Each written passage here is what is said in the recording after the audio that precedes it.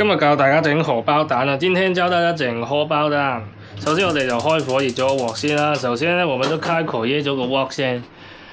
然之後咧，我哋就熱鑊落油啊，熱鍋攞油啊。OK。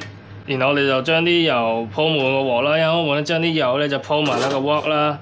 好啦，跟住咧我就可以打雞蛋落去啦。我們就打雞蛋下去。好，我表演一個單手打雞蛋，表演一個單手打雞蛋。係唔得嘅，師傅剪啦。OK。我仆街個鑊爆咗添。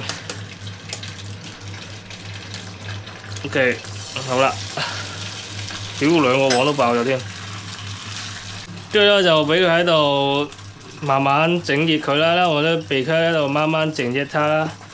好啦，到咁上下咧，我哋就可以扇下佢睇佢喐唔喐啦。咁上下咁樣聲叉先睇佢喐唔喐啦，係未喐嘅，先未喐的。咁我哋就攞個鏟去推一推佢啦，咁樣攞個鏟先推一推它。OK， 應該推喐咗啦，應該推喐咗它啦。OK， 然之後咧，我哋就可以反佢。咁我都可以反它，準備1、2、3。哎呀，仆街！唔好意思啊，今次我嘅荷包蛋係失敗咗啊！不好意思啊，今天我的荷包蛋是失敗咗。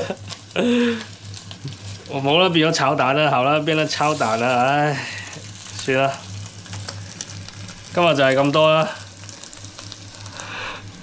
今天就是咁多啦，下集再見，